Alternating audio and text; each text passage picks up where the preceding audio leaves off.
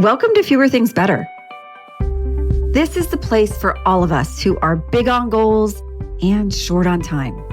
Together, we'll explore smart, simple ideas on how to retrain your brain and unlock your life. I'm your host, Kristin Graham.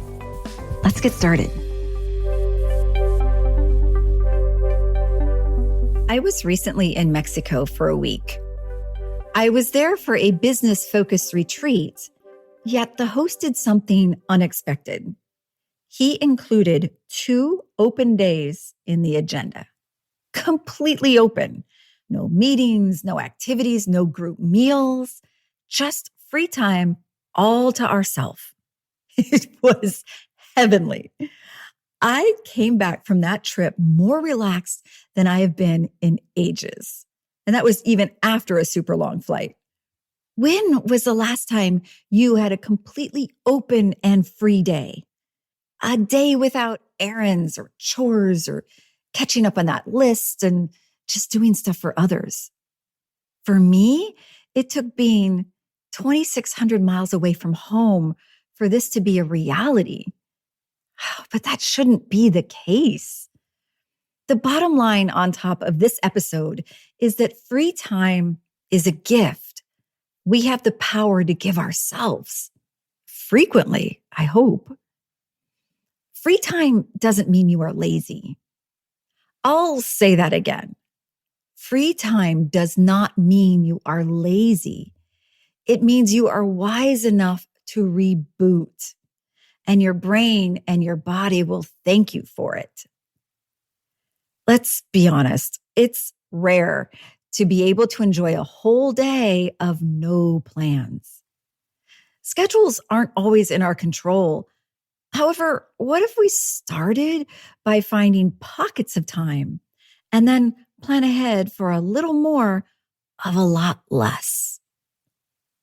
Episode 98 shared some of the research that showed the tangible biological and psychological benefits to putting fun as a priority. That reminded me of a time last year when I was leading a small group cohort. A person in that group shared that she felt she had a joy deficiency. Oh, that's something so many of us can relate to.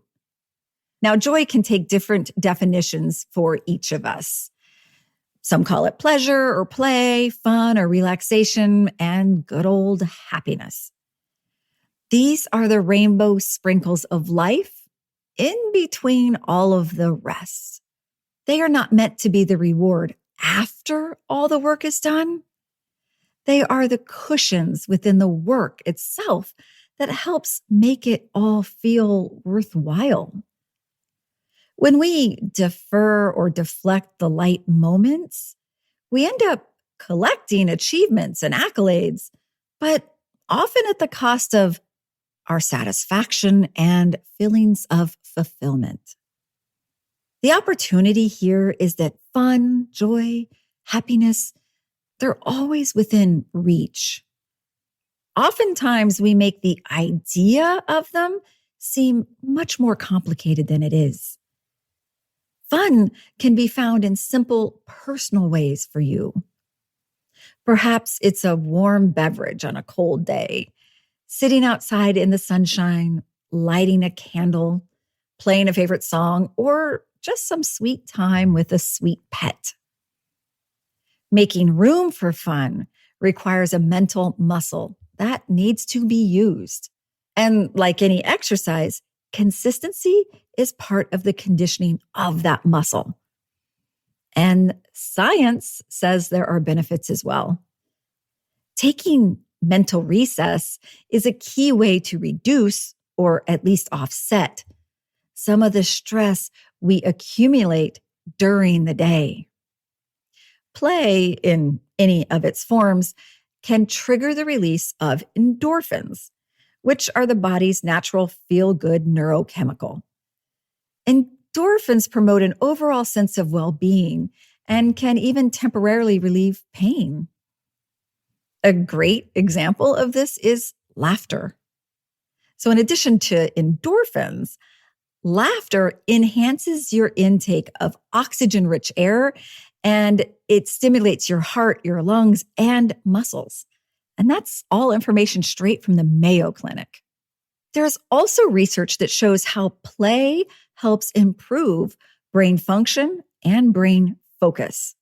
Playing chess, completing puzzles, reading a book, or pursuing other activities that challenge the brain can strengthen your memory, increase creative thinking, and help extend focus on future tasks. So this week, try making some space for spots of fun in your days. This next month, see where you can hold a day, or at least a stretch of the day, where there are no plans. And in the next 6 months, make it 2 days. Whether it's the same week or in a stretch of space, you'll be amazed how excited your brain can get knowing that there is fun ahead. The days are full of to-dos. So this is a nudge to get you to find more of the to enjoys. Give yourself permission to play, and you might find the work gets a little faster or at least easier in between. Allow yourself the freedom to have fun and see how much freedom you feel in return. It's a gift that grows the more it's given. So be generous with yourself, my friends. You deserve it. Thanks for listening. You can find a lot more like this by following me on LinkedIn or going to unlockthebrain.com and joining the mailing list. And if you found value in this podcast, please take a moment to rate or comment. Thanks so much. And now let's go do fewer things better.